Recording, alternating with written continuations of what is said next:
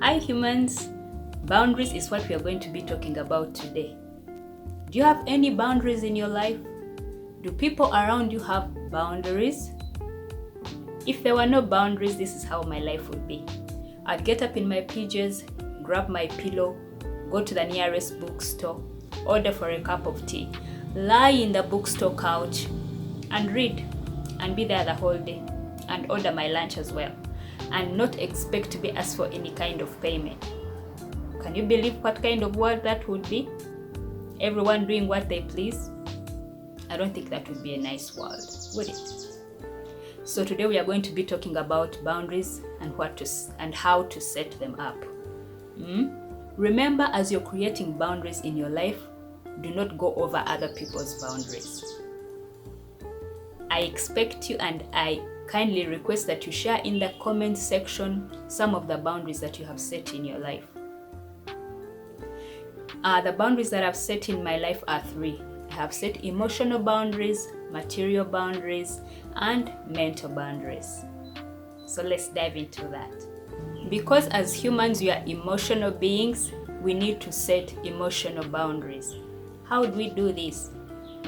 Emotions are usually triggered off by the sorts of relationships that we are in, or the kind of people we are interacting with. Have you set boundaries in your closest relationships? Let's say you are married.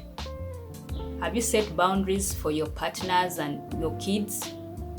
Do your kids talk to you whichever way they want because they have not set boundaries?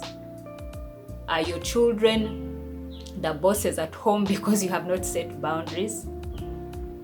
Do people talk to you whichever way they want? I mean, your spouse just can, shout at the top of his voice while he's, meters away. You need to set boundaries in all these aspects because these are emotional triggers.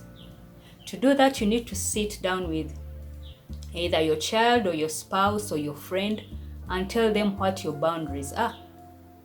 Let's say I'm talking to my husband, I'll tell them, you know what, honey? I prefer if you do not talk so loudly when you're talking to me. Or for us to communicate, you do not have to shout. When you communicate this boundary to your spouse or your friend, they will understand it. But if you keep quiet and you keep wondering in your head, what is wrong with this human and why are they talking to me like this? It's going to pile up and one day it will be you who is blowing up. Have you created emotional boundaries about what you take into your mind? Do you watch what you watch or what you read? All these things trigger emotions. Personally, I do not watch horrors. There are certain movies I do not watch because I'm very careful about what I let into my emotions or what I let into my soul because I know it's going to affect my emotions. There are certain authors I do not read and I'm like, no, that's not for me. These are boundaries that I'm creating.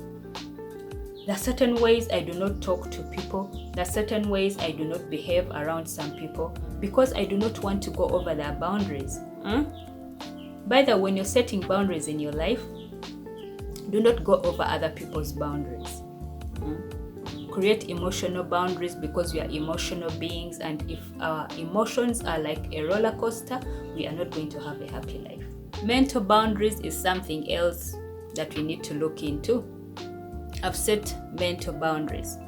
I recently read at the top of a newspaper that over 14 million Ugandans are mentally disturbed.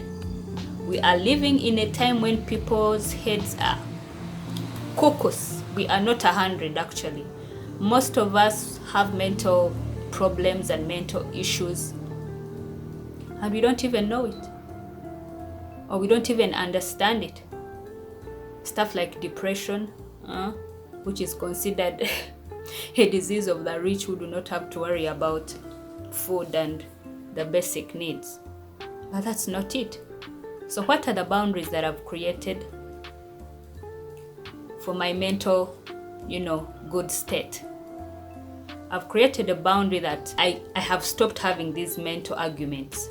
If I'm having this mental argument or I'm assuming things, I'll run to my journal and I'll write it out. And when I write out these things, I relax. Praying has been good for my mental health.